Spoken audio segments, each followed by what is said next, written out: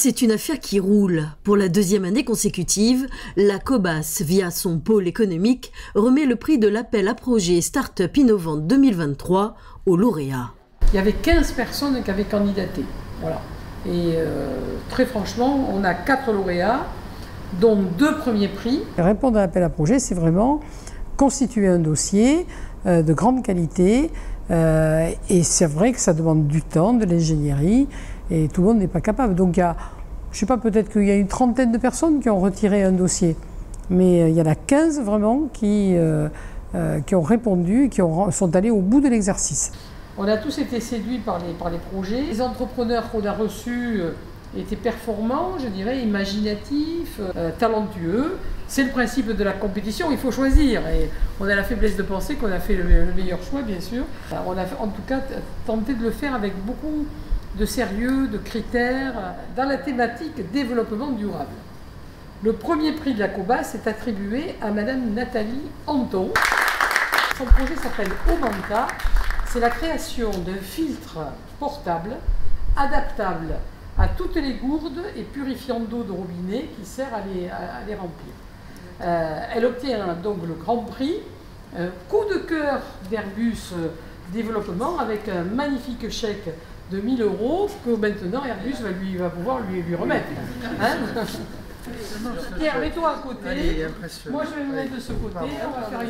On va immortaliser ça par une superbe photo.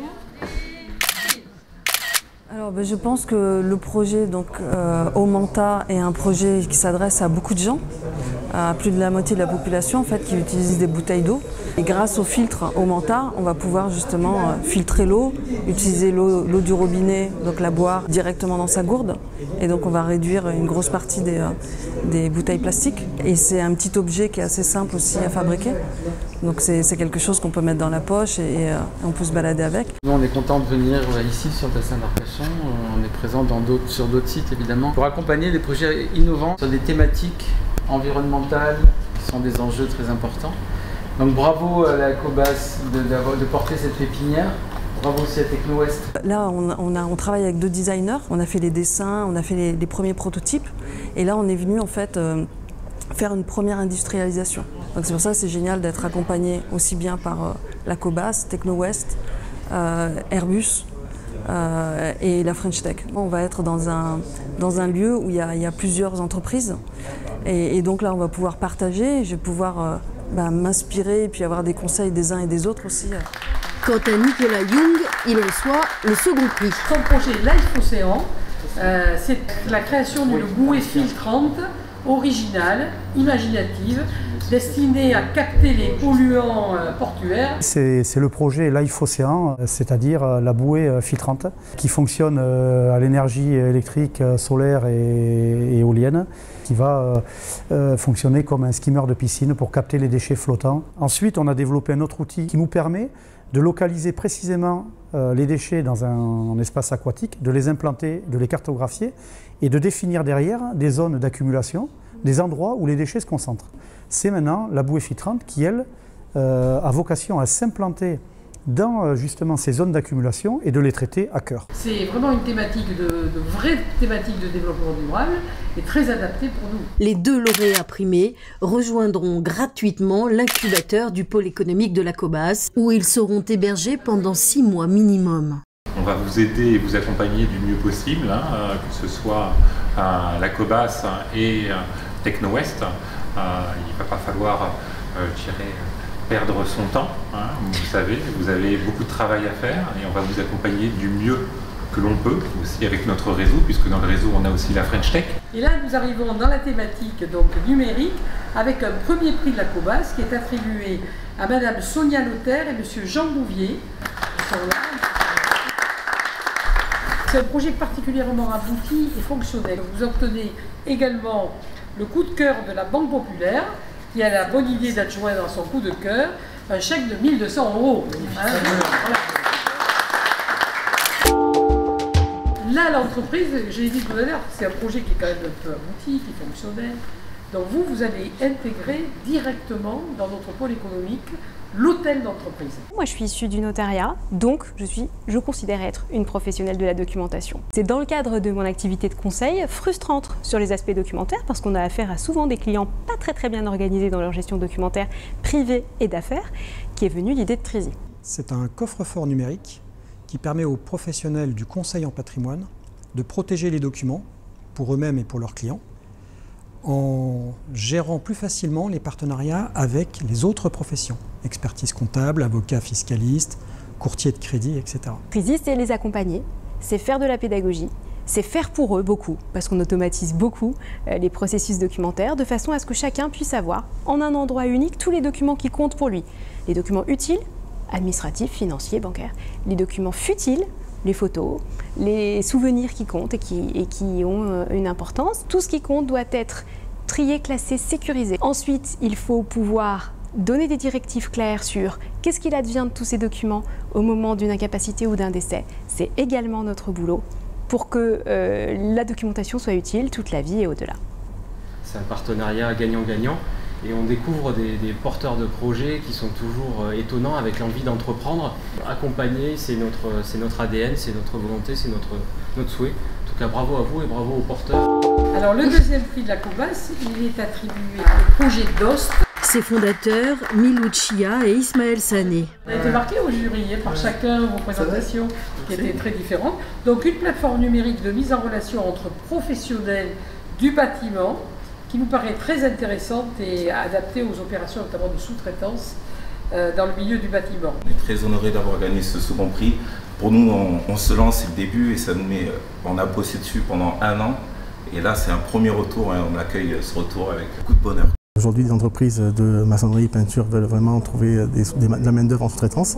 Donc j'ai commencé comme sous-traitant, puis je suis devenu donneur d'ordre. Donc j'ai connu vraiment les deux côtés et j'ai donc eu l'idée de créer cette plateforme qui met en relation ces deux acteurs du bâtiment parce qu'aujourd'hui c'est assez informel et ça apporte une simplicité tout autour de la gestion administrative. Parce que dans le BTP aujourd'hui, on est obligé d'avoir des contraintes administratives assez lourdes, attestation de vigilance qu'on doit contrôler tous les 3 mois auprès du sous-traitant. Donc du coup, le sous-traitant est à jour sur la plateforme et du coup ça simplifie ça avec des contrats en ligne et de la signature électronique en ligne.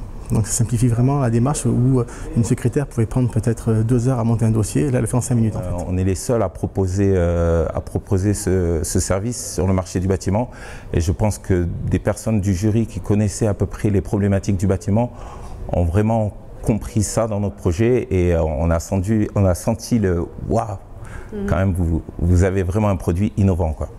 Les 2 lauréats primés rejoindront gratuitement pour l'un l'hôtel d'entreprise du pôle économique de la COBAS et pour l'autre la pépinière, où ils seront hébergés pendant 6 mois minimum. On pourrait remplir complètement ce pôle économique et autant que tous les mètres carrés pourraient être utilisés par des entreprises. Ce n'est pas ce que nous voulons. Nous voulons faire des choix, faire une sélection d'entreprises avec un rythme de l'entreprise. Il y a l'incubation, la pépinière et l'hôtel d'entreprise. L'incubation, c'est quand on est vraiment au démarrage et qu'on a besoin d'accompagnement et qu'on n'est même pas capable de payer un petit bout de loyer.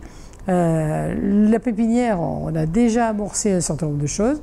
Et l'hôtel d'entreprise, là, il y a une certaine solidité. Des lauréats qui ont bien compris l'intérêt d'être soutenus par le pôle économique de la COBAS et l'ensemble de ses partenaires. Ici, ils ont tout à gagner. Ce qui nous a encore plus séduit, c'est la qualité des investisseurs qui étaient reconnus par ces startups qui ont obtenu des financements. Donc il y a un tissu d'ex-entrepreneurs ou d'entrepreneurs qui veulent investir dans des startups qui est encore assez peu structuré et on a la chance d'arriver dans cette belle initiative du pôle économique au moment où c'est en train de sortir de terre et de progresser, de se développer avec l'aide de Techno-Ouest, là où d'autres régions ont depuis de plus nombreuses années fédéré ces entrepreneurs investisseurs autour d'eux. Donc on estime qu'ici il y a un très beau potentiel de développement avec un beau bassin d'entrepreneurs investisseurs. Et on a déjà échangé des cartes avec des porteurs de projets, avec des gens, même des gens qui sont déjà dans les bureaux depuis le premier appel au projet. Donc c'est vrai qu'on se rend compte que le réseau se crée réellement, vraiment ici. C'est vraiment le point que je voudrais soulever, c'est vraiment ce réseau en fait. Hein. Le pôle économique. Le pôle économique, ouais. C'est pas rien, quoi. Non, c'est quelque chose de très intéressant pour nous. Et du coup, on rencontre des gens, on discute et puis on fait des échanges de cartes, on fait des échanges d'idées. Et on est venu que 2 fois. Donc si on est là 6 mois, je vous dis qu'on va cartonner.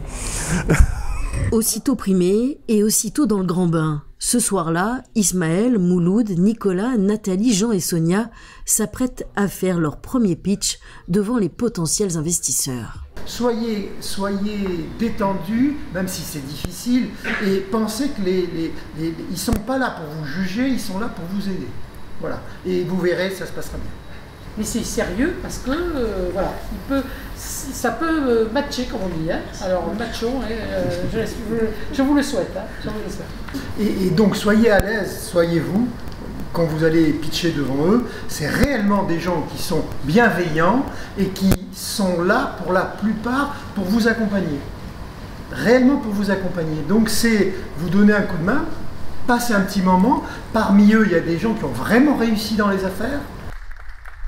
Ça prouve au moins qu'effectivement il y a une effervescence et que notre territoire est en pleine mutation innovante. Donc pour nous, je pense que c'est vraiment un plus.